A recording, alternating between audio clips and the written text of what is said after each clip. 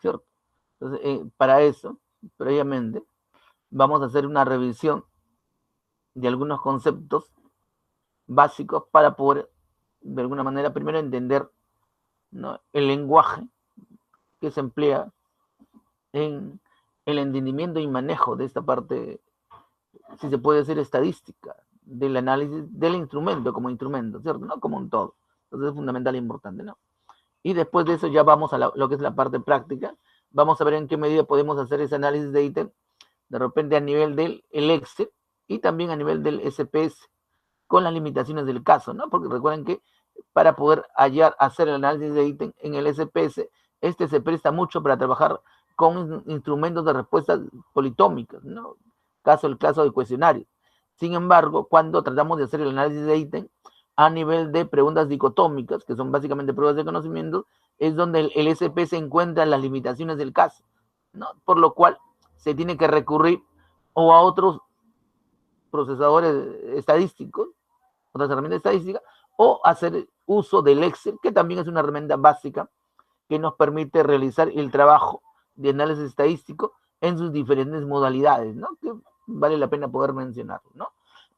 Entonces, dentro del concepto, dentro del manejo del procesamiento estadístico o el procesamiento de datos, ¿no?, siempre es bueno poder hacer algunas diferencias, ¿cierto? ¿No? Generalmente cuando hacemos estadística, lo primero que tenemos que hacer es organizar el conjunto de datos que recogemos, ¿no? Los organizamos generalmente a través de determinadas herramientas, ¿no?, que son básicamente las tablas de estadísticas o tablas de frecuencia, como las tenemos que denominar, y los gráficos o figuras, ¿no? En ese sentido, las tablas estadísticas constituyen el primer momento de organización de los datos, ¿cierto? A través de, ¿no?, lo que son los niveles o frecuencias, ¿cierto?, y los diferentes frecuencias que podría tener, ¿no? Porque en una tabla de frecuencias normal vamos a encontrar básicamente frecuencias simples y frecuencias acumuladas, muy al margen de que puedan ser frecuencias absolutas, relativas y porcentuales, que no es nuestro interés diferenciarlo, sino básicamente hablar de la tabla de frecuencia, ¿no?, como una herramienta que organiza los datos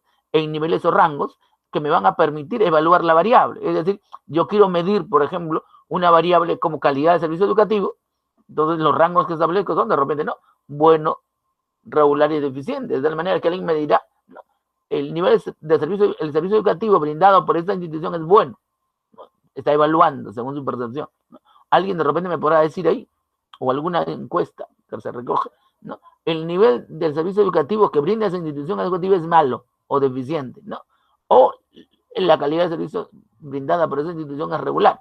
Entonces está evaluando en función de determinados criterios categóricos, ¿cierto? Y eso es posible, hacer ese primer nivel de evaluación a través de una tabla de frecuencia y complementarlo con un gráfico que sintetiza la información y la presenta de manera visual, de tal manera que las relaciones son más sencillas de poder diferenciarlas, en la medida que las observo y las diferencio a través de las diferencias de los gráficos o la estructura del gráfico que está mostrando, ¿no? ¿Cierto? Entonces, eso por una parte.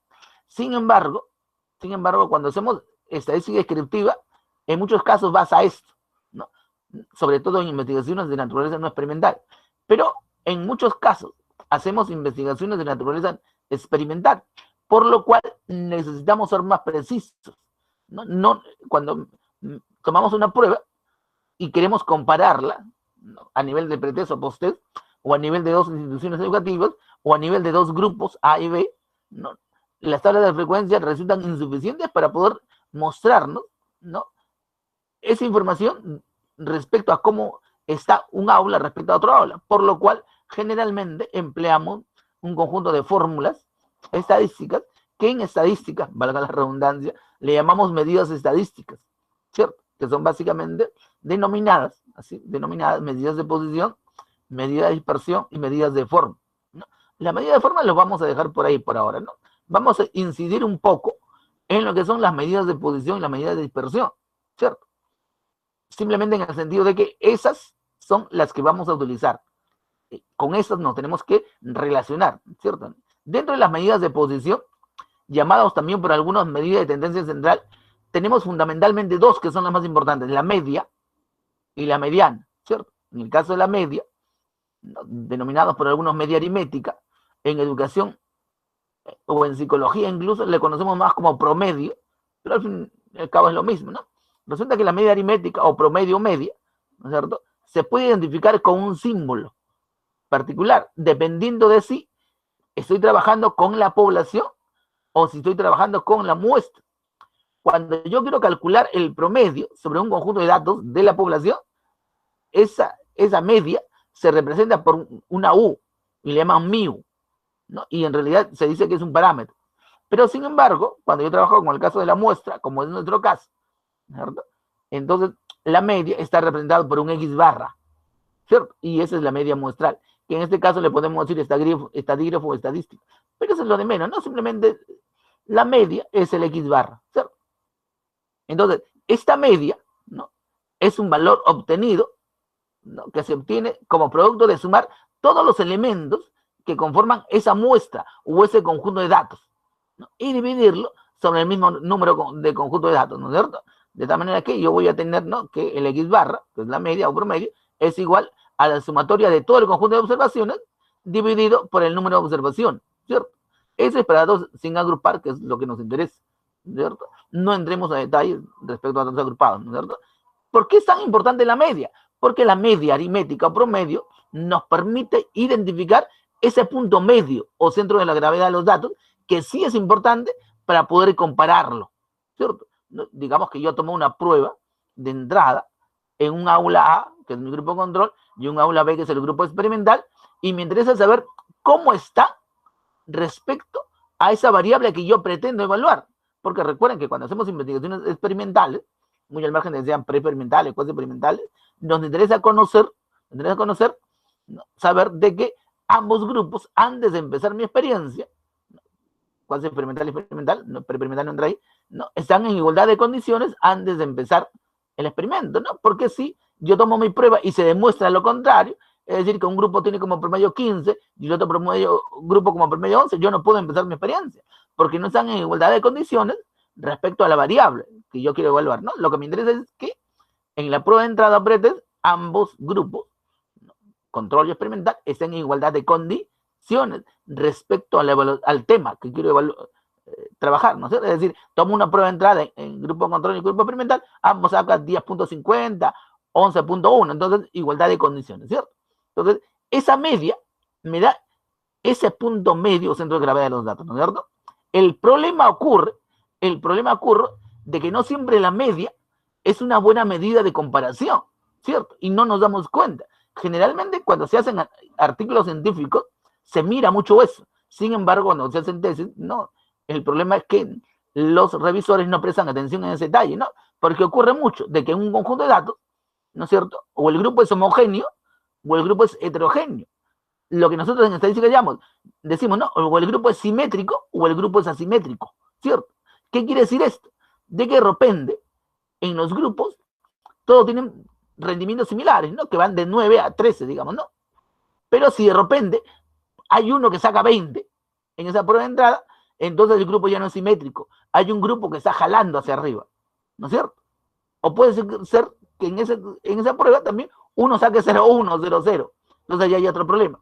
Cuando hay valores extremos, la media no es una buena medida para poder comparar los grupos.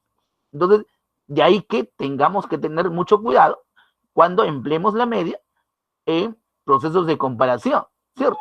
Cuando existe ese problema, entonces recurrimos a la mediana, que es otra medida de posición muy importante. En el caso de la mediana, también, al igual que la media, es una medida de posición que nos permite encontrar el punto central, sin temor a que haya grupos extremos, ¿cierto? Porque, ¿qué es lo que hace? Dado un conjunto de observaciones, lo único que hace es dividir ese conjunto de datos en dos partes iguales. Eso es lo interesante, ¿no? Entonces, en esos casos, ¿no?, cuando yo comparo dos grupos, o empleo la media o empleo la mediana, ¿cierto? Entonces, como indicamos, la media se identifica con un X barra, para nuestro caso, nos olvidamos los demás casos, ¿no es cierto? Cuando trabajo con el Excel, la media la puedo obtener directamente con el Excel, a través de una formulita. Por ejemplo, quiero calcular la media en un conjunto de datos, ¿no?, que están contenidos entre la celda A5 y la celda 25. Entonces, en la celda en la cual yo quiero hacer el cálculo, simplemente introduzco la palabra igual promedio, abro paréntesis, ¿no? A5, dos puntos, A25, cierro paréntesis, ¿no? Entonces la máquina, el Excel, de manera automática, ¿cómo diríamos, no? Me arroja el valor de la media o el valor del promedio, ¿cierto? Ahora, si yo estuviera en el XPS, es más fácil, ¿no es cierto? Entonces simplemente ingreso mis datos, ¿no? Y me voy a esa pestaña que se llama analizar, estadísticos, descriptivos, opciones y media, ¿cierto? Esa es una manera, ¿no? En el caso de la mediana está identificada por un símbolo que es el ME, ¿cierto? Y miren que para calcular la mediana, en un conjunto de datos, lo único que hago es, ¿no?, mirar cuántos valores tengo, sumarle uno y dividido entre 2, ¿cierto? Entonces, la máquina lo hace de manera automática.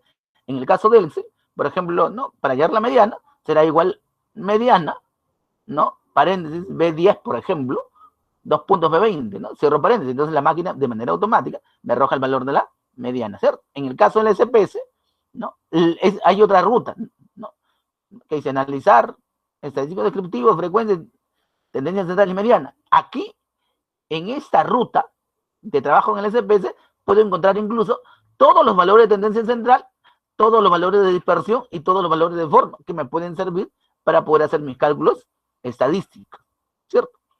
Dentro de las medidas de dispersión, a ver, ¿se está escuchando? Sí, ¿no? Sí. Dentro de la medida de dispersión. Sí, profesor, se escucha. Sino que el problema es que me he dado cuenta que tengo 2 ventanas abiertas. Increíble, no sé qué pasó. ¿Qué error habrá pasado? En realidad, dentro de la medida de dispersión tenemos la varianza, ¿cierto? Y igualito tenemos la desviación típica, ¿cierto? El problema ocurre de que a veces se confunde mucho, ¿no es cierto? Por ejemplo, la varianza la identifico con una letra mayúscula, S al cuadrado. Esa es la varianza, ¿cierto? Y la desviación típica con una S solita, ¿no es cierto? Ahora, ¿y por qué es tan importante la varianza, no es cierto? Porque la varianza es una medida de variabilidad de los datos. No, recuerden que decía que cuando tengo un conjunto de datos me interesa saber, ¿no?, cuál es el punto medio para poder compararlo con otros grupos, ¿no es cierto? Y me interesa saber si la media es un buen descriptor de ese punto medio o no lo es, porque cuando no lo es, empleo la mediana. Entonces, ¿cómo me doy cuenta? A través de la medida de dispersión. Esa medida de dispersión me dice si el nivel de dispersión respecto a la media es homogéneo o es heterogéneo, ¿cierto? Entonces, ¿cuáles son esas medidas de dispersión? Tenemos la varianza y tenemos la desviación típica o algunos gráficos, ¿cierto? Que cuando avancemos un poquito más los vamos a ver, ¿no? La varianza es una medida de variabilidad de los datos. Me proporciona información respecto a cuál es el nivel de dispersión de los datos respecto a la media. Es decir, cuánto los datos se han alejado de la media, ¿cierto? Si el alejamiento de la media es muy amplio, es decir, si la varianza es muy grande, entonces el nivel de dispersión de los datos es heterogéneo, ¿no es cierto? Entonces no me conviene la media, ¿no? Ahora, la varianza, se puede definir como la media aritmética de los cuadrados de la diferencia de los datos con respecto a la media. Es decir, mide la distancia entre la media, ¿cierto?, y los datos. Pero el problema es que lo eleva al cuadrado, por lo cual una medida más confiable de la dispersión de los datos es la desviación típica, conocida por otros, ¿no?, como desviación estándar, ¿no? Desviación típica, desviación estándar, es lo mismo, ¿cierto? Entonces la desviación típica o desviación estándar es simplemente el promedio, ¿no?, el promedio de la diferencia que hay entre los datos y el valor de la media. Es decir, es como medir la distancia entre mi casa y la universidad, ¿no es cierto? Digamos que entre mi casa y la universidad hay 200 metros, ¿no es cierto? Entonces lo estoy calculando en desviaciones típicas. Pero si me dice que la distancia entre mi casa y la universidad es 200 metros al cuadrado, lo estoy calculando en unidades de varianza, por decirlo así de manera sencilla, ¿cierto? Pero, ¿para qué queremos hablar tanto de media o de varianza? Porque cuando analizamos, recuerden que todavía estamos en análisis de ítem, y el análisis de ítem tiene que ver mucho con la confiabilidad del instrumento como instrumento y la confiabilidad de cada pregunta. Y eso es importante, ¿no? Porque recuerden que hasta ahora tenemos la idea, ¿no?, que nos han metido en la cabeza de que un instrumento es bueno, o sea, tiene buena confiabilidad cuando el instrumento es grande, es decir, tiene una gran cantidad de preguntas, lo cual no necesariamente es cierto. O sea, que el instrumento tenga 50 preguntas, 200 preguntas, no es sinónimo de que su confiabilidad sea buena, porque la confiabilidad en realidad está en relación, ¿no?, con la confiabilidad de las preguntas que forman la estructura del instrumento, de tal manera que yo podría tener un instrumento con 5 preguntas y ese instrumento podría ser altamente confiable. ¿Por qué? Porque cada pregunta que forma el instrumento tiene una buena confiabilidad o fiabilidad, también le podemos decir, ¿no es cierto? Confiabilidad o fiabilidad lo entendemos como sinónimos desde el punto de vista de la metodología. Entonces, decíamos en las clases anteriores, en la anterior, de que el hallar la confiabilidad es muy importante, aparte de la validez, ¿no? El detalle que debemos recordar siempre de que cuando hablamos de confiabilidad, ¿no?, hay dos estadísticos, ¿no? El estadístico alfa de Cronbach, ¿cierto? Y el estadístico de Q de Richardson, llamado KR20, ¿cierto? Entonces, ¿cuál es la diferencia? De que cuando yo tengo cuestionarios, ¿no es cierto?, o escalas, que son instrumentos con respuestas múltiples, politómicas o escalas Likert, entonces el estadístico para analizar la consistencia interna o confiabilidad es el alfa de Cronbach. El alfa de Cronbach es específico para poder hallar la confiabilidad en cuestionarios o escalas. Y lo bueno es que el SPS me permite hallar el alfa de Cronbach, ¿cierto? En el caso de Q de Richardson, es un estadístico específico también, pero para instrumentos, ¿no?, como los test o las pruebas de conocimiento, donde las preguntas tienen respuestas dicotómicas, verdadero o falso, 1 y 0. El problema ocurre de que en el SPS no permite hallar, no nos ayuda a hallar, no se puede hallar, ¿no?, la confiabilidad o fiabilidad en pruebas de conocimiento. Ahí el SPS falla, no nos da. Esa es la limitación del SPS, por lo cual tenemos que encontrar alternativas, porque a veces hacemos investigaciones no experimentales, pero en algunos casos hacemos investigaciones experimentales, ¿cierto? Y queremos hacer la confiabilidad del instrumento y tenemos esa limitación de que el SPS no nos ayuda, por lo cual resulta adecuado y muy importante saber también cómo es que se realiza a través del a través del Excel, que es lo que vamos a tratar de hallar, ¿correcto? Bien, jóvenes, ¿hasta acá alguna pregunta? Profesor, una pregunta. Las pruebas, las pruebas de conocimientos, las oraciones escritas, para hacer eso se aplica el coeficiente Q-Richardson, ¿no? Claro. Por ejemplo, el caso del coeficiente de alfa de Cronbach, ¿para qué se aplica? Para cuestionarios. Y para escala Likert, por ejemplo. Claro, sino que instrumentos que tienen escala Likert, ¿no es cierto?, son aquellos instrumentos que tienen respuestas politómicas o múltiples. Esos son básicamente las escalas y los cuestionarios, ¿cierto? Cuestionarios y escalas, alfa de Cronbach, porque tienen escala Likert o respuestas múltiples, como lo queramos decir. Y cuando tenemos test, ¿no?, y pruebas de conocimiento, el Q-Richardson, ¿cierto?, que es específico para ese tipo de pruebas estadísticas. Esa es la diferencia o el detalle. ¿Sí? Q-Richardson o KR20, claro. Y como les decía, el problema es que el SPS solamente hace alfa de Cronbach, o solamente trabaja con alfa de Cronbach, no trabaja con el KR20 Q-Richardson. Esa es la limitación en todo caso que decir, ¿sí? Para cuestionarios se aplica Cronbach. Claro, y es dicotómico. No, cuestionario es politómico. Cuestionario es politómico. Claro, porque recuerda que cada pregunta tiene una escala que va del 1 al 5, ¿no? Nunca, casi nunca, a veces, siempre, casi siempre. Esa es una escala Likert. Porque ahí no hay una respuesta verdadera, ¿no? Tú marcas nunca y vale 1. Tú marcas casi nunca, vale 2. Tú marcas a veces, vale 3. Tú marcas siempre, vale 4. Y tú marcas casi siempre, vale 5. Entonces son respuestas múltiples. Todas son verdaderas. La única diferencia es el grado de valor que tiene. En cambio, tú das un examen, tú marcas la A, y si es la verdad, vale un punto. Pero si marcas la B, la C o la D, cualquiera de esas, y no en las respuestas, siempre vas a tener 0. O sea, 2 posibilidades de tabulación, 1 o 0. En cambio, las posibilidades en el alfa de Cronbach van del 1 al 5. Ese es el detalle, esa es la diferencia en todo caso. Ah, ya. Gracias. Por ahí está la diferencia. Profesor, entonces podríamos decir de que para los que hacen investigación experimental ya no es usado el SPS en ninguna de las etapas. No, sí, porque sí. recuerda que el SPS tiene para hacer el cálculo de la TD Student, y la TD Student trabaja sobre diferencia de medios, que son básicamente sobre cálculos de pruebas de conocimiento, sí hace. Sino que esa es la deficiencia del SPS, salvo que en las versiones superiores se haya introducido eso, cosa que no he visto. Es como cuando queremos hacer también, por ejemplo, algo que queríamos hacer, me acuerdo en un tiempo, hacer el gráfico de burbujas, que está muy de moda, por ejemplo, en la Universidad de Vallejo. Me acuerdo que cuando solamente una clase, un semestre estuve en Vallejo, me acuerdo que me pidieron que hiciera la demostración, porque yo lo había hecho con SPS, perdón, con el Excel, que me gustaba en ese tiempo, pero cuando tratamos de hacerlo con el SPS no tenía, porque no es otra limitación. Entonces hay varias cosas en el SPS.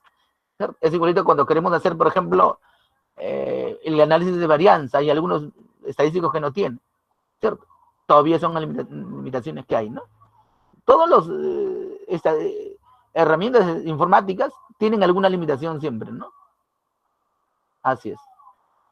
Profesor, disculpe, y en el caso de respuestas dicotómicas, ¿cuál se aplicaría? ¿El alfa de Combras o el KR20? El KR20. Pues, respuestas dicotómicas, esas son las pruebas de conocimiento. El KR20. Así es. Así es. En eso hay que tener muy claro. Así es.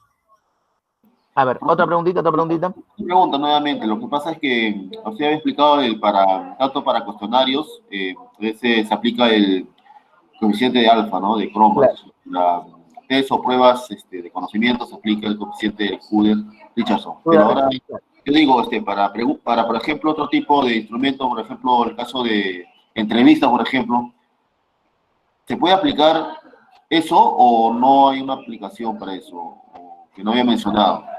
¿Cómo sería en el caso de las entrevistas que son preguntas abiertas, por ejemplo?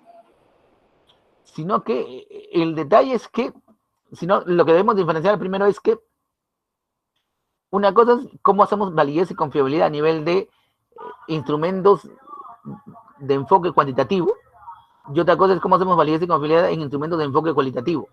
Por ejemplo, la entrevista es un instrumento de enfoque cualitativo, y la confiabilidad es diferente, ¿no?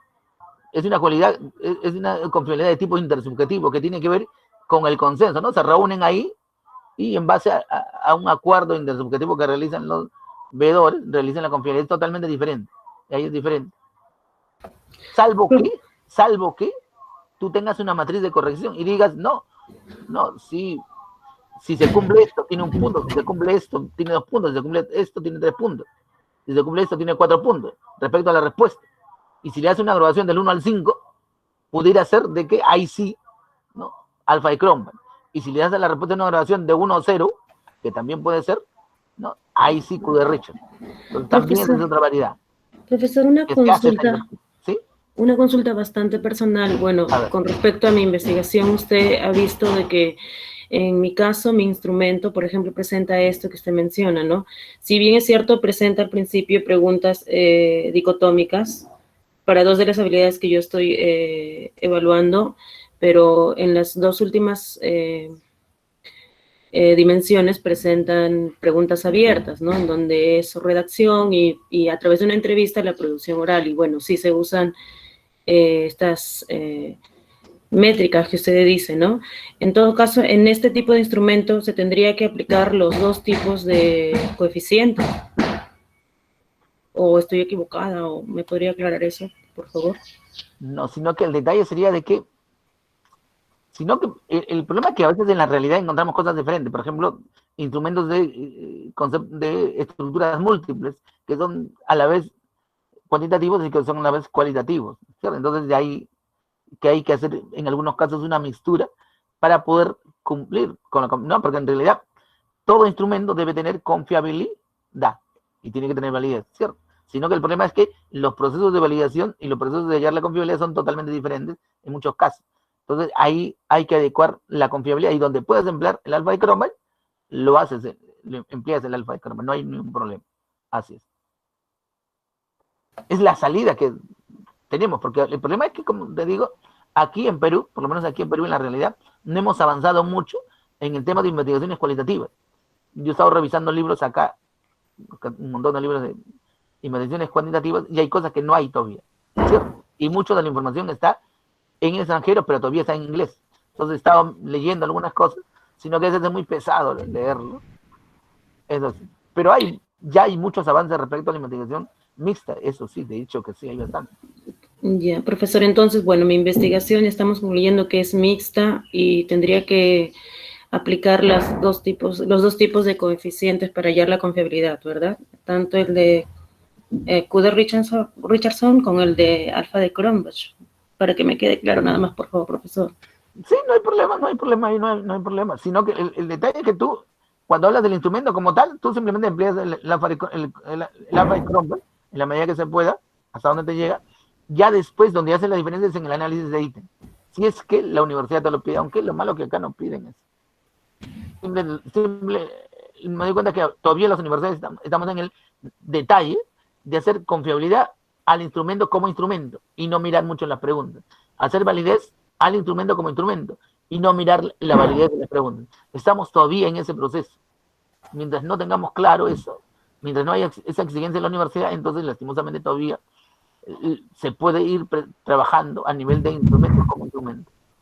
Entonces, a mí, ¿qué tipo de coeficiente me convendría pasar a mi instrumento? Es la duda que tengo todavía, profesor. No, mayoritariamente tus preguntas son dicotómicas o politómicas. Es que está en 50-50, 50% dicotómicas, y el otro 50%, como le digo, es una redacción, y bueno, para la redacción se tiene su métrica, ¿no? Que se pone en una escala, ¿no? Según los criterios de evaluación de 0 a 5.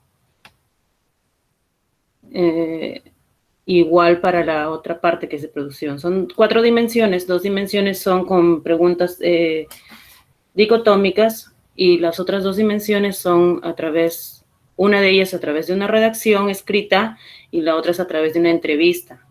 Y ambas, tanto la redacción como la entrevista, tienen esta métrica, o yo le llamo la rúbrica o criterios de evaluación. Claro. Entonces, esa es mi duda. ¿Cuál aplicaría para hacer mi confiabilidad? Si es 50%, vas a tener que hacer los dos tipos, ¿cierto? Porque estás yendo preferentemente por un enfoque cuantitativo. Vas a tener que hacer los dos tipos. Así es. Va a ser una mistura. Lo que te va a diferenciar es el análisis de ítem. Lo que te va a diferenciar es eso. Pero todo lo haría en Excel, profesor. O también... En el SPS se puede hacer el análisis de ítem, sobre todo si es preguntas múltiples. Así. Ya, profesor. O las respuestas que tienes cerradas son dicotómicas. Son dicotómicas, ¿no? Sí. Entonces tendrías que hacerlo en Excel. Vamos a tratar de ver algunos casos ahora. No te preocupes, a ver cómo vemos eso. Ya, ok. Muchas gracias. No te preocupes. ¿Alguna preguntita, jóvenes? ¿Alguna preguntita?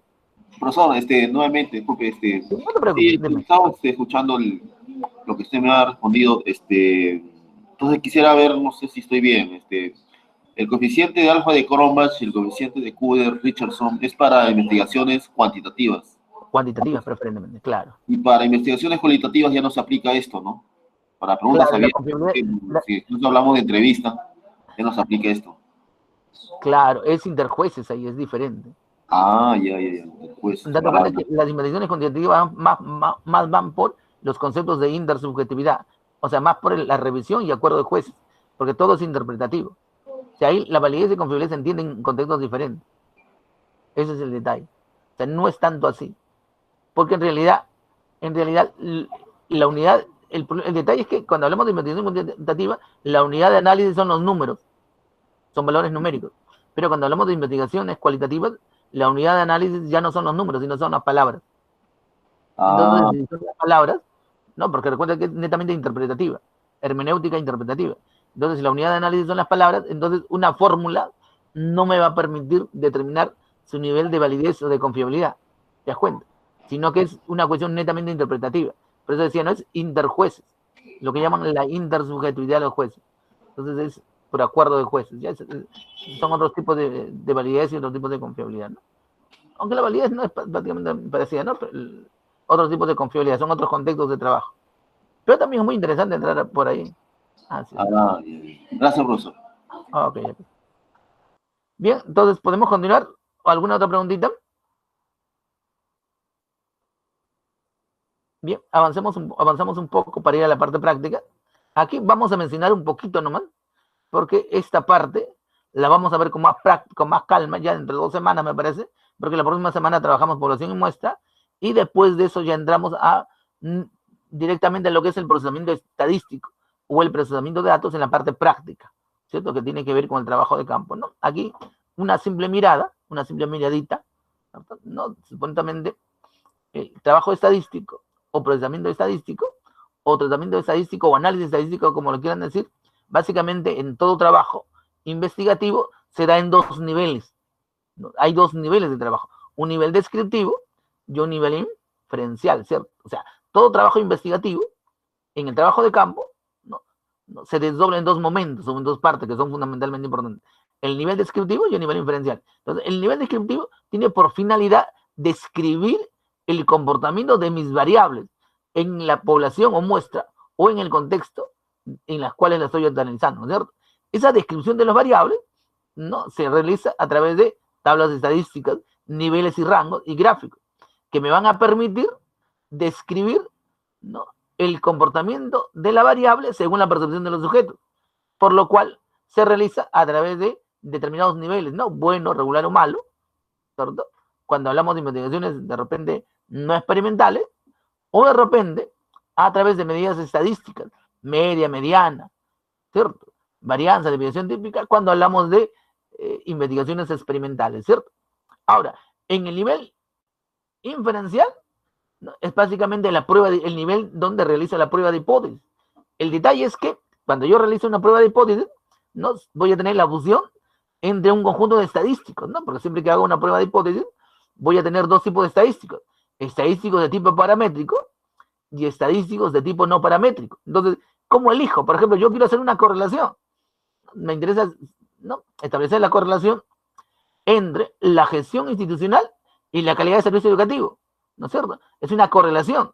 Entonces tengo que emplear estadísticos que son coeficientes de correlación. El problema es que tengo coeficientes de correlación paramétricos y coeficientes de correlación no paramétricos. O sea, quiero estudiar la influencia del ABP en la comprensión lectora, ¿no? Investigación experimental, lo mismo, ¿no es cierto? Tengo estadísticos paramétricos, ¿no es cierto?, para poder compararlos, tengo estadísticos no paramétricos. Entonces, ahí en ese momento realizo una elección estadística o tomo una decisión estadística basado en determinados supuestos, ¿no?, que son los supuestos de la estadística paramétrica, que básicamente tiene que ver, ¿no?, con cómo los datos se distribuyen, ¿no?, y con la homogeneidad de varianzas, ¿cierto?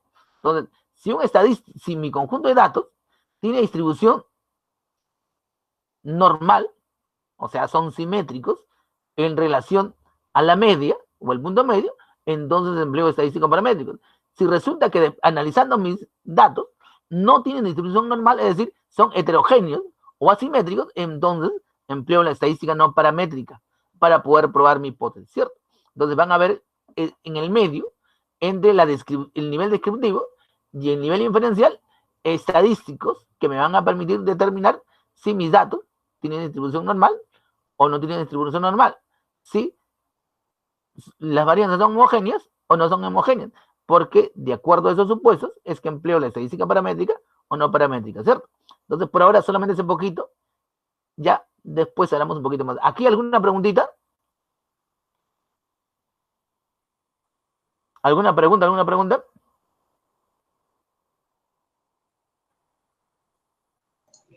Profesor, una consulta. A ver. Bueno, realmente son 2 consultas. Primero, la consulta es, si en caso fuera una investigación descriptiva, ya no habría necesidad de hacer la parte del nivel inferencial, ¿cierto? depende del tipo de investigación descriptiva. ¿Te das cuenta? Porque cuando hablas de investigación descriptiva vas a tener dos tipos. Una investigación descriptiva eminentemente bibliográfica, o sea, el sentido es, ¿no?, recolectar información para poder ampliar el nivel de estado actual del conocimiento, y otra investigación descriptiva donde tú recoges información. Por ejemplo, ¿no?, imagínate, ¿no?, imagínate que yo tenga mi variable simplemente calidad de servicio educativo, pero yo quiero comparar el servicio educativo, se me ocurre, en una institución particular y una institución estatal, pero sigue siendo una sola variable, es descriptivo, ¿te das cuenta? Pero como lo que me interesa es comparar la calidad de servicio educativo según la percepción de los estudiantes, ¿cierto?, en una institución estatal respecto a una particular, entonces tengo que elaborar instrumentos para poder medir la variable. Y si hago eso, y quiero comparar, entonces por lógica debe haber un nivel inferencial, o sea, una prueba de hipótesis, ¿cierto? O sea, una investigación descriptiva no está excluido, perdón, en una investigación descriptiva no está incluido el proceso de prueba de hipótesis. Va a depender del tipo de diseño que empleo, ¿cierto? Si es descriptiva bibliográfica, no hay prueba de hipótesis. Pero si es descriptiva, donde yo elaboro encuestas, cuestionario o escalas, entonces por lógica sí hay una prueba de hipótesis. Ese es el detalle. Profesor, a ver si lo entiendo. A lo que quiero decir es que entiendo que sí debería haber hipótesis cuando es una investigación descriptiva comparativa, cuando vas a comparar el tema de dos poblaciones, ¿no? En eso sí, claro, tienes razón. En el sentido que tiene una sola variable, ya, pero sí, ok. Pero en el caso en el otro, bueno, yo lo llamo más o menos descriptiva simple, en ese caso también se utiliza cuestionario, pero en ese caso cuando solamente trabajas con una población y una variable, en ese contexto sí no habría necesidad de tener una hipótesis, ¿no? Habría que ver, toda investigación descriptiva, las únicas que no están obligadas a llevar hipótesis son las descriptivas bibliográficas, ¿cierto? El detalle es que no son consideradas investigación. Todo estudio que se considere investigativo, por lógica debe probar una hipótesis, porque hoy no es una investigación. Pero acuérdate que hablamos de investigación cuando hay, o sea, en el comienzo una pregunta, que es el problema. Y por lógica, si hay una pregunta, también hay una respuesta, porque investigar es sinónimo de responder la pregunta. ¿Te das cuenta? Y la respuesta a la pregunta es solamente posible a través de un proceso de prueba de hipótesis. Muy al margen del tipo de proceso de prueba de hipótesis que sea. ¿Te das cuenta? Entonces, ese es el detalle. Entonces, todas las investigaciones deben llevar hipótesis, ¿cierto? Pero en todo caso también habría que ver el diseño en el que se esté trabajando, ¿no? Porque como te digo, algunos consideran de que las investigaciones donde solamente se recoge información a través de los libros, qué sé yo, otras investigaciones, también son investigaciones, ¿no? Y en ese contexto no hay hipótesis, claro. Entonces digo, no, depende de la investigación. Habría que ver específicamente el tipo de investigación. Ok, profesor, correcto. Profesor, una pregunta más. Usted hace un momento se me pasó a hacer la pregunta, estaba hablando sobre el tema de la confiabilidad de alfa de Cronbach y el tema del K de Richardson. Entonces, KR20 o Q de Richardson. Ajá, entonces lo que mi consulta iba más que todo era por el alfa de Cronbach, en caso vas a trabajar cuando vas a trabajar normalmente cuando se trabaja con cuestionarios, ¿no? Entonces, en ese caso, por ahí revisando investigación encontré, por ejemplo, el omega la prueba de omega, que es algo similar al alfa de Cronbach. No sé cuál sería su opinión sobre eso, o qué diferencia hay con el alfa de Cronbach. ¿Dónde encontraste lo del omega? Encontré, justo estoy buscando para mi investigación, estoy buscando para hacer estoy buscando ya pruebas estandarizadas en un repositorio en Cielo, entonces justamente encontré ahí que el tema de la confiabilidad lo había realizado por el omega. Pero habría que ver el contexto y el tipo de trabajo que he realizado, porque de hecho hay un montón de estadísticas para hacer el alfa de Cronbach. Por ejemplo, yo me acuerdo que utilizaba el estadístico de Rulon para hacer la prueba de 2 mitades. Otros empleaban, ¿no?, ¿qué te digo? El R de Pearson para hacer la prueba de 2 mitades, y otros lo usaban R de Spearman para hacer la prueba de 2 mitades, y otros usaban el estado de Kendall para hacer la prueba de 2 mitades. No, en realidad todas las pruebas estadísticas son iguales, tienen el mismo sentido, mirar el nivel de consistencia interna, sino que algunos son mucho más específicos en las diferencias. Por ejemplo, ¿no? Mira, en la correlación hay hasta 4 o 5 estadísticos diferentes para hacer correlación, sino que algunos miran no solamente el tipo de variable, sino también la distribución de datos en la igualdad de varianza. Entonces va a depender mucho de los requisitos que tú pongas para poder realizar tu análisis del nivel de consistencia interna, ¿cierto? Entonces, generalmente en las investigaciones sencillas, por decirlo así, donde no se necesita mayor nivel de complejidad, empleamos los estadísticos más conocidos, como son el alfa de Cronbach y el Q de Richard. Pero cuando miramos otros requisitos, ¿no? Empleamos específicos mucho más sofisticados, por decirlo así, ¿cierto? Pero generalmente son los mismos, tienen la misma función, ¿no? Mirar el nivel de consistencia interna. Sí, sí, más o menos también, el porcentaje también casi es similar, solamente era, más o menos era amigo de eso. Sino que hay algunos estadísticos, por ejemplo, si tú hablas de alfa, es específico para un tipo de pruebas, y si tú hablas de Q de rechazo, es específico para un tipo de pruebas, en función del tipo de respuesta. Pero hay otros estadísticos, ¿no?, que analizan de manera paralela, ¿no?, instrumentos con respuestas dicotómicas y instrumentos con respuestas politómicas. Y el problema ocurre de que a veces, debido a su multipracticidad, no son muy confiables. Por eso te digo, habría que ver el contexto en el cual ha desarrollado la prueba, ¿cierto? Habría que ver mucho. Okay. Ok, profesor, gracias. Por ejemplo, a veces, no, algo que se ve mucho en educación es que, por ejemplo, la chi cuadrada la utilizamos solamente para hallar el nivel de correlación entre dos variables, pero sin embargo en medicina están muy acostumbrados a ver la chi cuadrada para poder comparar dos variables. Entonces miren las diferencias, ¿no? Miren las diferencias. Y entonces, ¿a qué se debe eso? ¿A qué se debe eso? ¿No? Por ejemplo, cuando yo quiero hacer la comparación entre dos instituciones, ¿no es cierto? Si yo aplico, ¿no?, porque es la interpretación que le damos a algunos, si yo aplico, por ejemplo, ¿no?, digamos, quiero comparar la calidad educativa en una institución privada y una institución particular, ¿no es cierto? Si yo tomo una prueba de conocimiento, entonces yo empleo en TDStudy o un man de Whitman, ¿no es cierto? Porque los instrumentos tienen respuestas dicotómicas, ¿cierto? Pero si yo empleo un cuestionario para medir el nivel de percepción de los sujetos respecto a la calidad del servicio educativo en la particular y en la estatal, entonces yo no puedo emplear, por ejemplo, ahí o TDStudy o un man de Whitman. Lo que tendría que emplear es la chi cuadrada para poder compararlo, porque es una prueba de cuestionario, es un cuestionario. Entonces, miren las especificidades, habría que ver, ¿no?, el tipo de, por eso te decía, ¿no?, habría que ver el tipo de datos que se tiene y el contexto en el cual la está desarrollando, ¿sí? Ok. ¿Alguna otra preguntita? Profesor, tengo una pregunta, una duda. Quisiera entender cómo está manejando los conceptos. O sea, según el tipo de investigación, entonces se aplica el tratamiento estadístico tanto a nivel descriptivo como a nivel inferencial. En el nivel descriptivo, bueno, se hallan las frecuencias, los gráficos, ¿no? En el nivel inferencial, para probar hipótesis. Ahora, claro, tengo entendido lo siguiente, que en la investigación descriptiva simple no hay hipótesis, ¿no? Y ahora, si no hay hipótesis, entonces aplico tratamiento estadístico a nivel descriptivo, o sea, para determinar los niveles predominantes de las variables.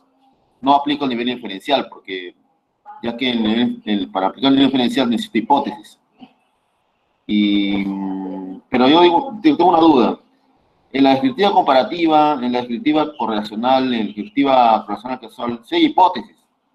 Entonces, ¿aplicaría también ahí aplicaría el nivel inferencial? Ahora, también tengo también otra duda. A nivel experimental, o sea, aplicar la investigación post-experimental, pre-experimental, ahí sí aplico nivel inferencial de todas maneras. Ahí son mis dudas que tengo, no sé si me puede ayudar. Claro, sino que lo que quiero que se den cuenta es que las investigaciones que realicemos, sean descriptivo simple o descriptivo comparativo, correlacional, explicativo, qué sé yo, o correlacional causal, como quieran denominarla, si bien responden a un diseño, pero también hay que ver el contexto de la investigación, ¿cierto? Porque a veces estamos queriendo realizar una descriptiva simple, pero en realidad no es una descriptiva simple, porque la descriptiva simple es eminentemente bibliográfica, ojo, bibliográfica. Una investigación descriptiva simple es eminentemente bibliográfica, es revisión de bibliografía. Si yo mido la variable, entonces ya hay prueba de hipótesis. Esa es la diferencia fundamental. Eso es a lo que iba, ¿cierto? Porque incluso nos hemos jalado alumnos en el doctorado por no hacer esa diferencia, ¿cierto? Entonces lo digo con ese detalle, ¿no es cierto? Entonces hay que saber diferenciar, ¿cierto?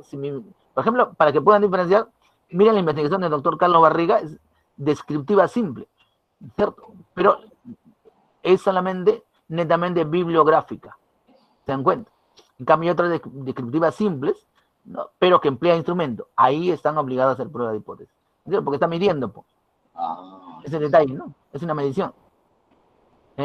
Por ahí va el detalle, ¿no? Si estamos midiendo, entonces por lógica se empieza con una pregunta y se sigue con una respuesta que es la prueba de hipótesis. Salvo que, porque ocurre también, porque de hecho van a mirar tesis y van a encontrar que hay descriptivas con instrumentos que no han hecho prueba de hipótesis. De hecho que van a encontrar. Pero el hecho que encuentren no significa que esté bien, porque en realidad es un criterio estadístico y metodológico. Sino que ocurre que a veces el problema ocurre de que a veces los jurados, vamos a decir que no prestan interés mucho en lo que hace el que sustenta, y de repente son amigos y se la dejan pasar, pues, ¿no? Se la dejan pasar, cuando no debiera ocurrir así. Entonces, esos son los problemas que todavía tenemos en investigación. Entonces, para tener más claridad en las cosas hay que leer un poquito. No solamente conformarse con lo que el profesor le diga, hay que leer un poquito. Y la lectura seria, ¿no? Porque se dan cuenta que también hay muchos autores que dicen muchas cosas. La lectura seria nos va a permitir clarificar las cosas, porque solamente en esa medida vamos a tener mayor claridad. Así es. Pero en realidad alguien puede decir, no, pero en realidad son posiciones de los metodólogos. Alguien también podría decir y también podría ser válido. En tanto en cuando tenga una defensa al argumento que presenta, ¿no? Puede ser válido, ¿no? Yo recuerdo que en un doctoral, en una universidad X, ¿no? Estábamos a punto de jalarnos a un alumno porque había cometido un error, pero su argumento y el conocimiento del mal manejo de por qué lo hizo, consideramos que fue válido, a pesar que estaba equivocado, pero tuvo el argumento de poder sustentarlo, ¿cierto? Entonces, ese argumento, esa respuesta que dio, si bien no estaba fundamentada de manera adecuada, pero la consideramos válido el jurado y le dimos paz, ¿cierto? Entonces también existe eso, ¿no? Porque recuerden que finalmente somos seres humanos. Así es. Ese es el otro detallito, ¿no? ¿Y qué quiere decir en esto? De que finalmente las reglas no son fijas, pues. Podemos estirarlas un poquito. Entonces podemos, en algunos contextos, realizar una investigación descriptiva con encuesta donde no haya prueba de hipótesis, ¿no es cierto? Va a depender mucho del jurado. Si el jurado lo considera, pasa. Si el jurado no lo considera, no pasa. Porque finalmente en una sustentación, quien tiene en realidad la palabra y pone la nota del jurado. Pero el detalle es que ustedes están obligados, para graduarse, a publicar un artículo científico. Entonces, quien tiene la última palabra es los artículos científicos. Entonces, vayan a los artículos científicos, miren investigaciones descriptivas, ¿cierto? Donde hay aplicación de encuesta, a ver si tiene o no tiene prueba de hipótesis, ¿cierto? Entonces, ustedes miren, ahí, eso es lo más adecuado. Claro, y también el detalle que también van a encontrar, porque yo lo he encontrado, en investigaciones descriptivas con una sola encuesta, donde hay prueba de hipótesis y donde no lo hay. Lastimosamente también hay, ¿cierto? Porque el problema se cuenta que dentro de las investigaciones, dentro de las revistas científicas también hay niveles, ¿cierto? Algunas revistas que son sencillas, como Redaly, donde aquella persona que recién empieza a investigar, ¿cierto? No me excluyo eso, porque respecto a muchos que ¿no?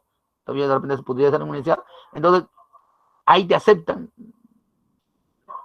sin muchos requisitos, ¿no es cierto? Pero cuando se va haciendo complejo, ¿no? Por ejemplo, ya escribes en Cielo, y cuando ya eres un investigador experimentado, no solamente en el tema de la investigación, sino fundamentalmente en el problema, la cuestión de redacción, ¿cierto? Entonces ya comienzas a trabajar en Scope. Entonces el nivel de requisitos va avanzando, ¿cierto? Entonces, en revistas que están en el comienzo, por decirlo así, por no decir otra cosa, pero que son indexadas ya, ¿no? Vamos a encontrar todavía esos detalles, ¿no?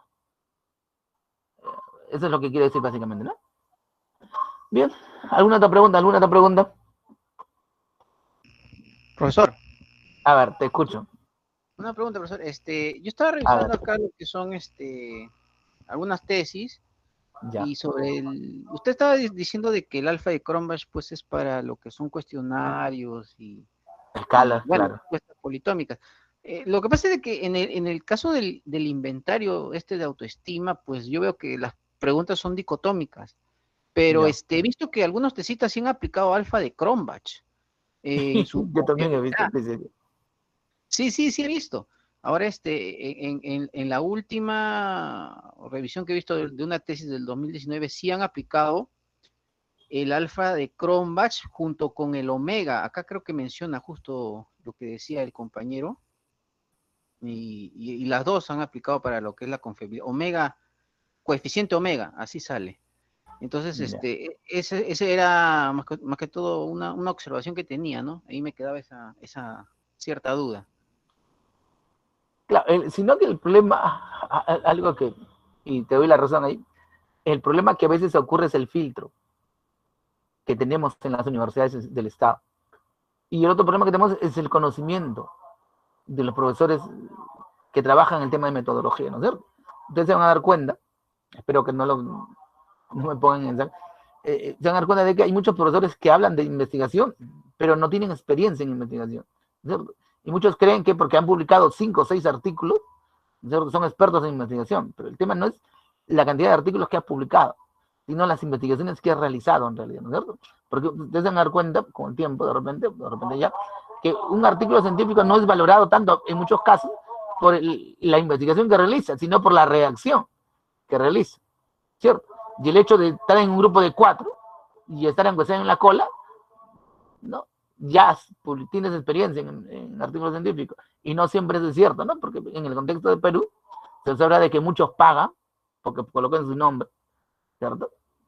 Pero eso no es saber investigación, pues saber investigación es saberlo. Y a veces muchos jurados ocurre de que, vamos a decir, están distraídos y no se dan cuenta de los detalles, ¿no? Pero la metodología de la investigación es única, ¿cierto? El problema es que los filtros en las universidades del Estado no andan muy bien. Un buen revisor hubiera observado eso, ¿cierto? Por ejemplo, he visto sustentaciones donde algunos incluso han cometido, a pesar de que tienen un asesor, un profesor de metodología, algunos que están sustentándose en su doctorado han cometido el exceso de realizar un estadístico de prueba de hipótesis, ¿no?, donde han puesto un estadístico paramétrico y a la vez uno no paramétrico. Ha ocurrido. Hemos visto tesis que se han sustentado donde no hay la validez y no hay la confiabilidad, y donde incluso, ¿no?, a las pruebas de conocimiento, que son pruebas de instrumentos de tipo dicotómico, le han aplicado el alfa de Cronbach, como tú lo mencionas, ¿cierto? Ese es el detalle. Sino que el problema ocurre, muchos no tienen esa claridad. Y como se piensa de que el alfa de Cronbach es, como te digo, similar al KR20 en todos los aspectos, ¿no? Simplemente, ¿no? Y como es más fácil hallar el alfa de Cronbach, porque todos los profesores de alguna manera se han aprendido de memoria cómo se llama el alfa de Cronbach, entonces simplemente le hacen alfa de Cronbach a su prueba de conocimiento, cuando en realidad no hay. No es esa la diferencia. El detalle es que se tiene que emplear el QR20, ¿no? Pero son problemas que siempre están pasando todavía, lastimosamente. Entonces, contra eso no podemos hacer nada todavía. Esperemos que se haga algo. Pero para eso hay que leer un poquito más, como les digo, ¿no? Para poder darse cuenta. Lastimosamente todavía van a dar tesis, investigaciones que no responden a los criterios metodológicos de la investigación científica, ¿no? Incluso mirando el título, ¿cierto? Mirando el título, ¿no? Entonces, uno mirando el título ya se puede dar cuenta de si la investigación ha tenido un buen inicio, un buen comienzo, ¿no? Y entonces esperamos que al abrir la tesis o la investigación entonces sea bueno, ¿cierto? Pero si el título a veces no respeta los criterios metodológicos, entonces nuestro nivel de expectativa decrece un poquito, ¿no? Pero finalmente son aspectos que lastimosamente todavía ocurren, ¿no? Bien. Profesor, entonces, mire, yo la verdad estoy escuchando todo lo que usted menciona y lo que mis compañeros mencionan, entonces me pongo a reflexionar. Entonces, en una sustentación, ¿qué es lo que más valoran? Si es que hay estos errores que muchos presentan, ¿no?, de la confiabilidad, y incluso los mismos jueces no son exhaustivos con eso. Entonces, ¿qué es lo que más valoran en una sustentación? Sino que cuando uno va a sustentar debe darse cuenta de algo. primero, ¿no? Que tu tesis ya está aprobada. Y si tu revisor, ojo, si los que te han revisado, que son tus jurados informantes, te observan algo, entonces tú ahí puedes reclamar, decir, no, pero sí, usted tuvo mi tesis, usted la revisó y me dijo que estaba ok. Ya su derecho lo perdió. ¿Te das cuenta? Lo único que te puede observar es la sustentación, ya no tu tesis, ojo. Eso es lo que a veces olvidamos. El único que te puede observar la tesis es quien no la ha visto. Que en este caso, en el caso de San Marcos, es el jurado examinador, que recién ahí ve tu tesis, y el presidente, que también ahí recién ve tu tesis. Son los únicos dos que te pueden observar. Así es. Los informantes no te pueden observar la tesis. Lo único que te pueden hacer observaciones es a la defensa de la tesis. Solamente ahí. Entonces eso hay que tenerlo claro, ¿cierto? Y por lógica, quien te debe defender ahí, porque ahí tu abogado defensor en la sustentación es tu asesor. Entonces él debe tener conocimiento suficiente. Y algo que siempre decimos, hemos dicho en la cantuta, ¿cierto? Porque también he sido profesor de la cantuta mucho tiempo, es que el asesor debe ser un experto en metodología y en estadística, ¿cierto? Porque si no, no va a poder enrumbar el trabajo de tesis que se desarrolla. Es por eso que cuando hicimos, me acuerdo hace mucho tiempo, un trabajo de campo para poder limar algunas dificultades, UCB dijo, entonces pensemos en dos asesores, un asesor teórico, ¿cierto?, de la temática que desarrolla, y un asesor metodológico estadístico. Entonces, por eso UCB está en ese camino, tiene dos asesores. Lo que ocurre en muchos países, ¿no? El que investiga por primera vez debe tener dos asesores, un asesor del tema y un asesor de metodología. Así es, ¿cierto? Sino que el detalle es que las universidades del Estado no quieren invertir en eso, ¿cierto? Ese es el problema, ¿no? En tiempo Cantuta fue uno de los que empezaron a desdoblarlo, ¿no? Porque tenía un salón de 30 alumnos y dijeron para investigación y estadística son muchos, hay que desdoblarlo, ¿cierto? Y ahí empezó la idea de desdoblarlo, por ejemplo, ¿no? En un curso de metodología, por lógica debe haber 10 o 15 alumnos, máximo 20, y eso es eso, ¿no? Para que se pueda dar el tratamiento adecuado al trabajo que está realizando cada alumno y limar las dificultades que pudieran haber, ¿no? Pero como te digo, ¿no? En una sustentación hay que estar preparado para responder. Uno no se puede quedar callado. Y sobre todo debe conocer bien la teoría que sustenta su trabajo y sobre todo la metodología. Si puede también la parte estadística, no hay ningún problema. Así es. Pero el detalle también ocurre de que cuando tú sustentas maestría, solamente tus preguntas van sobre la teoría.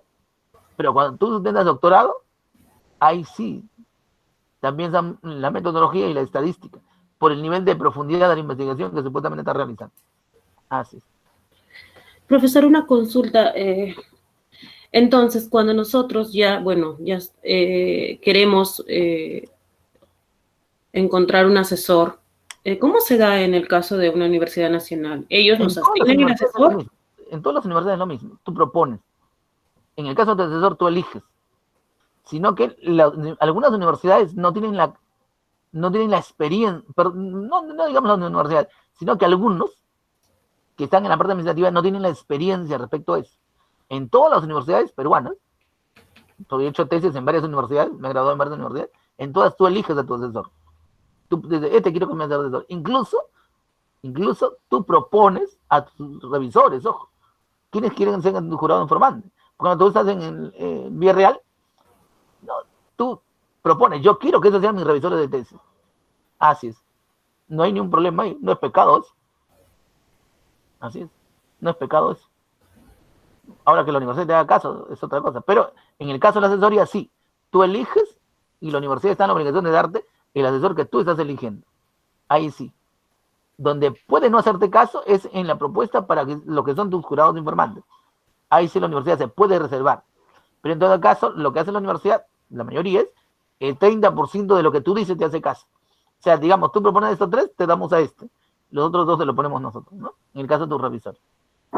Así es. Esa es la dinámica en todo caso. Bastante interesante, profesor, la verdad, y también creo que es bastante importante que nosotros sepamos claro, con anticipación, ¿no? Quiénes son los quienes se encuentran en el listado de asesores que nosotros tenemos a disposición para poder elegir tal vez a una persona que sea la más idónea. Claro, algo que se van a dar cuenta, porque yo lo he vivido, es importante que la persona conozca, pero más importante que la persona conozca es su capacidad de relación con nosotros. Porque a veces las personas muy mayores, ¿no es cierto?, y que supuestamente están en su pedestal, ¿no?, se ponen por encima de nosotros, y en vez de ayudarnos, nos termina malogrando el trabajo. Ese también es muy cierto. Ustedes tienen que buscar una persona que conozca y donde tengan cierto nivel de relación con ella, que les permita avanzar y que no constituya una traba, ¿no? Porque hay muchas personas, muchos asesores que en realidad en vez de ayudarnos a avanzar, nos ayudan a retroceder. Exacto. Y ese es el problema, ¿cierto? Yo lo he visto, yo incluso lo he vivido, ¿no? Por ejemplo, les voy a comentar así de manera rapidita que en una universidad X donde yo hice mis estudios de posgrado, otros estudios de posgrado, ¿cierto?, porque he hecho en varias universidades, tuve la suerte, pensé en ese momento de que conocía a un profesor que era mi amigo mío, y él me dijo, no, yo te ayudo a salir rapidito. Hasta ahora le sigo esperando a que firma ¿cómo se llama?, mi informe de asesor. Ya han pasado 4 años, creo, y hasta ahora no lo firmo. Y es mi amigo, es mi amigo. Eso es lo malo que a veces pasa. Hay que tener suerte también en eso. Bien, jóvenes, ¿alguna otra preguntita? No se preocupe. Algo que sí yo les recomendaría, por ejemplo, es que ya vayan escribiendo un artículo. Eso sí les recomendaría. No piensen que, a veces la idea errónea que tenemos es que pensamos de que el artículo lo escribes al final. No es necesario, ojo. Pueden ustedes estar empezando su investigación y ya escribir un artículo. Porque recuerden que hay 2 tipos de artículos. Artículos de revisión, que tienen que ver con la teoría del marco teórico que estás construyendo, que bien se puede publicar, y artículos de connotación empírica, o sea, de naturaleza empírica, donde tú supuestamente ya has hecho la investigación, ya has recogido los datos y ya tu tesis está terminada, y da lugar a un artículo, ¿no es cierto?, de naturaleza empírica, que es el otro tipo de artículo. Entonces, la universidad no hace distinción entre los artículos teóricos o los empíricos, no les interesa. Lo único que le interesa a la universidad es que tú ya tengas su artículo publicado. ¿Te das cuenta? Entonces, si tienes un buen marco teórico consistente, mira las revistas que te pueden dar acceso y puedes ir mandando tu artículo a una revista, ¿no es cierto? Porque en realidad publicar un artículo te demora tiempo. El que tiene suerte, porque hay algunos sortudos que en 4 meses le aprueban todo, pero generalmente dura entre 1 y 2 años. Ese es el lapso de duración para que acepten tu artículo científico, ¿no? Entonces hay que tener mucho cuidado con eso. Bien, jóvenes, ¿alguna otra pregunta para que podamos seguir adelante? Bien, me parece que nos quedamos aquí respecto a la parte teórica, ¿cierto?, y nos vamos a la parte práctica, rapidito, porque el tiempo nos va a ganar. Siguen mirando, ¿no es cierto? ¿Se sigue viendo? Sí. Ya, correcto. Miren acá, lastimosamente el tiempo me ha ganado, pero yo les voy a subir esto. Es un documento que estaba armando temprano, bueno, hace unos días, donde es un ejemplo de cómo se trabaja la confiabilidad en el Excel, ¿no es cierto? Sea a nivel del alfa de Cronbach o sea a nivel del Q de Richard, ¿no? Por ejemplo, un instrumento, cuestionario, 18 preguntas, aplicado a 20 sujetos, miren, ¿no? Entonces, lo primero que tengo que hacer es, pongo acá un clic, hallar la varianza, miren, ¿no? ¿Cierto? La varianza de cada pregunta, hago la sumatoria total de las respuestas y hallo la varianza total, miren, ¿no? Entonces, aquí está la sumatoria de la varianza de cada pregunta, así de manera horizontal, y debajo de esta columna está la varianza total, ¿cierto? ¿No? Porque se han sumado las preguntas y se ha sacado una varianza, que es la varianza total. Entonces, y acá está la formulita. Se supone que en la formulita, alfa, que es Cronbach, es igual al número de preguntas sobre el número de preguntas más 1, ¿cierto? Paréntesis, 1 menos la sumatoria de las varianzas de todas las preguntas, que es esta de acá, ¿cierto?, sobre la sumatoria y la varianza total. Entonces, reemplazo acá, miren acá, ya ahí está para que ustedes lo puedan analizar, y finalmente voy a obtener que el coeficiente alfa, ¿cierto?, de este cuestionario es igual a 0,81. Entonces, miren que sí es posible hallarlo en Excel, ¿cierto? Incluso puedo hallar su discriminación, porque recuerden que algo muy importante, ¿no? O sea, mi instrumento es confiable, algo que debo guardarlo, almacenarlo en mi cabeza, es que mi instrumento es confiable sin importar la cantidad de preguntas que tenga. O sea, la cantidad de preguntas que tiene un instrumento es importante, sí, pero no lo más importante. Lo más importante para la confiabilidad es que cada pregunta del instrumento tenga un buen nivel de confiabilidad o de fiabilidad, ¿cierto? Y eso solamente me voy a dar cuenta, primero, hallando su nivel de discriminación, ¿cierto? O sea, ¿qué quiere decir discriminación? O sea, cuando una pregunta lee, cuando una persona lee, entiende la pregunta, ¿cierto? ¿Todos entienden lo mismo? ¿O cada persona que lo lee entiende cosas diferentes? Si cada persona que lee mi pregunta entiende cosas diferentes, entonces no hay buena discriminación, ¿cierto? Es una manera de decirlo así, ¿no? Entonces miremos la discriminación. Pues acá está cada pregunta, miren acá. A pesar de que el instrumento tiene una confiabilidad de 0,81, miren la discriminación. Miren acá la pregunta, esta pregunta de acá. Esta pregunta 3 es negativa, miren, ¿no? Entonces no tiene una buena discriminación, ¿no? Entonces miren la pregunta 6 también, ¿no? También es negativa. Todas preguntas que son negativas o que tienen un nivel de discriminación inferior a 0,20 no son buenas preguntas. Una pregunta será buena cuando su nivel de discriminación esté por encima de 0,40. Entonces eso es lo que debo darme cuenta. Cuando yo veo preguntas que son negativas, ¿cierto? Entonces son preguntas que son malas. Debo eliminarlas, ¿cierto? Porque cuando hay preguntas malas, el nivel de confiabilidad de esa pregunta no es buena, ¿cierto? Es decir, no está colaborando con las demás para que haya una buena confiabilidad. Entonces yo debo tratar de tener preguntas donde cada una tenga una buena confiabilidad, es decir, una buena fiabilidad, una buena discriminación, ¿no? Entonces, hágase la discriminación. Y miren que para hallar su índice de fiabilidad, también, en el instrumento, también se puede, ¿no es cierto? El índice de fiabilidad de cada pregunta es igual a su desviación típica multiplicado por su índice de discriminación. Miren que acá hemos hallado el índice de discriminación de cada pregunta, ¿cierto? En el otro archivo también hemos hallado, no, acá está la discriminación, hemos hallado, ¿no?, la desviación típica de cada pregunta, le hemos multiplicado y hemos hallado el índice de fiabilidad de cada pregunta, miren, ¿no? Entonces, acá está el índice de fiabilidad de cada pregunta, miren, ¿no? Entonces, miren, la pregunta 3 que mirábamos, que tiene un bajo nivel, ¿no?, de discriminación, miren, su índice de fiabilidad es bajísimo, también es negativo, ¿se dan cuenta? En cambio, aquellas preguntas, miren, que tienen buen índice de discriminación, tiene buena fiabilidad como pregunta. Entonces, eso es lo que debo lograr en un cuestionario, en un instrumento, ¿no? Porque en un cuestionario, ¿no?, lo que debo mirar en la pregunta es su capacidad de discriminación y su fiabilidad. Y de esa manera me garantizo que las preguntas que tenga son buenas, de tal manera que pudiera ser que mi instrumento tenga 5 preguntas, solamente 5 preguntitas, y si las 5 preguntas tienen buena fiabilidad, mi instrumento va a tener entonces una buena fiabilidad, que es lo que se quiere, que es lo que se busca, ¿no es cierto? Entonces, ese es en el caso, de manera rapidísima por el tiempo, en el caso de los cuestionarios. Eso lo voy a subir para que lo puedan analizar. Y también es posible en el KR20, miren, ¿no? En el KR20 hemos empezado para el KR20 poniendo su fórmula, le hemos descompuesto, y a través de Excel se ha hallado la confiabilidad de KR20, que en este caso es para una prueba de conocimiento de 15 preguntas, que se han aplicado a 12 sujetos, ¿cierto? Entonces miren que primero se ha hallado P, el valor de P, ¿no? Porque recuerden que aquí hablamos en el caso de proporciones, P, y recuerden que P es el promedio, ¿cierto? O el promedio, ¿no es cierto?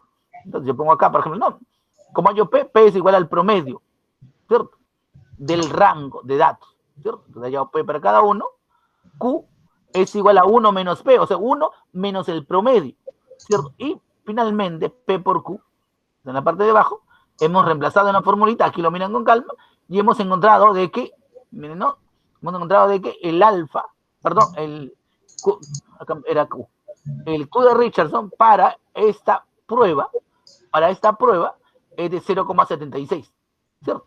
Entonces también se puede analizar en las pruebas de conocimiento, también se puede hacer Q de Richardson con el Excel. Ahora, aquí en una prueba de conocimiento, ¿no?, es muy importante saber el nivel de dificultad de la prueba, porque a veces, sin darnos cuenta, cuando hacemos investigaciones, aplicamos pruebas que son muy difíciles, cuando una prueba debería tener tiene una estructura, ¿cierto? Una prueba de conocimiento que yo voy a aplicar en el tema investigativo debe tener una estructura, de tal manera que el 50% de las preguntas tenga una dificultad media, ¿no? El 20% sean preguntas fáciles, difíciles, y el 5% final sean preguntas muy fáciles y muy difíciles, ¿cierto? Entonces, ¿cómo me doy cuenta si mi instrumento tiene una buen índice de dificultad? Entonces también lo puedo hallar a través del Excel, ¿no es cierto? Para eso, primero hallo, ¿no es cierto?, el número de preguntas, ¿no? Recuerden que se supone que acá este es un instrumento de 15 preguntas, contestado por 12 sujetos. Me interesa saber aquí, ¿no?, por ejemplo, cuántos sujetos han respondido de manera correcta, ¿cierto? El número de sujetos que han respondido de manera correcta, ¿no?, se identifica con la letra A, ¿cierto?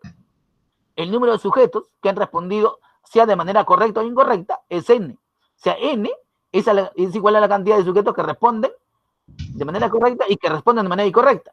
Porque si hubiera algún sujeto que no ha respondido, entonces no forma parte de la contabilización. O sea, no forma parte del valor de N. O sea, en N solamente están contenidos, ¿no?, los sujetos que responden de manera correcta y los sujetos que responden de manera incorrecta. Si alguien no responde, no está en N. Y el índice de dificultad será igual a dividir A entre N multiplicado por 100. Entonces miren que acá ya se ha hallado el índice de dificultad a cada pregunta. Por ejemplo, miro la pregunta número 5, índice de dificultad 75%. ¿No es cierto? Miro la pregunta número 15, índice de dificultad 41,67%. ¿Qué cosa significa? Está en este cuadrito. Entonces, y miren acá, en esta parte, ¿sí? En esta parte ya está sacado el índice de dificultad de cada pregunta, ¿cierto? De la manera que puedo compararlo y poner acá, ¿no?, y ver si efectivamente la estructura de la prueba responde a las recomendaciones de construcción de una prueba, ¿cierto? Porque cuando toman una prueba de conocimiento, hay una estructura recomendable, porque si no hacemos una prueba que es totalmente difícil, donde nada aprueba, o lo contrario, una prueba muy fácil donde todo el mundo aprueba. Entonces, para que no ocurra eso, las pruebas deben tener una estructura donde hay una proporción para aquellas que son muy fáciles, para aquellas que son fáciles, aquellas que tienen dificultad media, aquellas que son difíciles y aquellas que son muy difíciles, ¿cierto? Entonces, eso se respeta, ¿cierto? Aunque algunos también prefieren hacerlo directamente, ¿no? Hayan el índice de dificultad de la prueba, también puede ser, ¿no? Acá está, para que lo puedan mirar, ¿no? Bien, hasta acá, esta parte, por cuestiones de tiempo,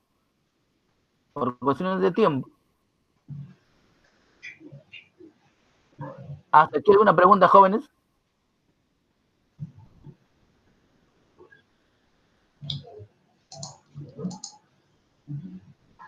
¿Alguna preguntita, jóvenes? ¿Alguna preguntita?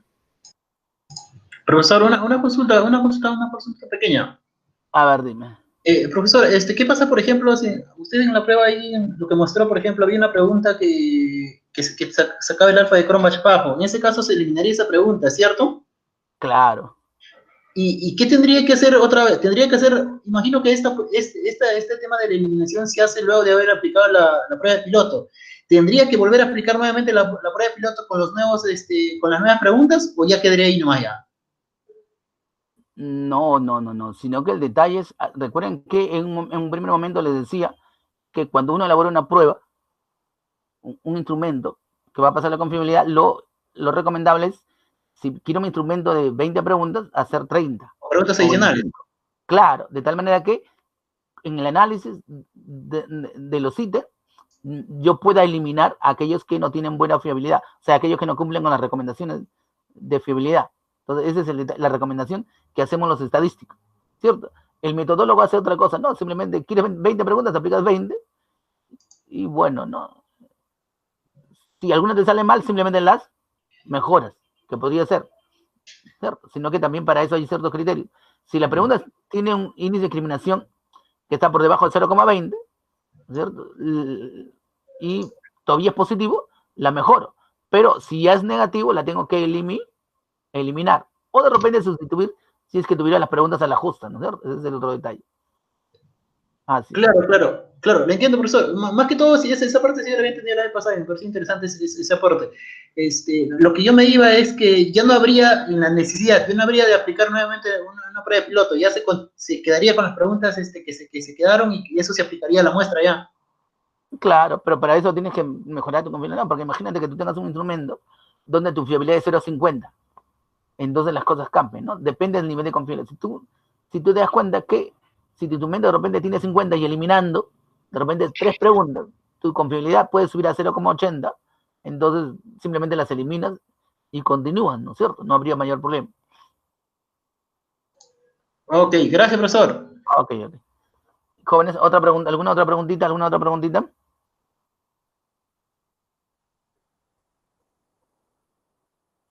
Bien, entonces nos quedamos ahí para pasar a la segunda parte. Vendría un break de 20 minutitos, me parece. ¿Correcto? Y regresamos a las 12:40, ¿correcto? Hasta aquí alguna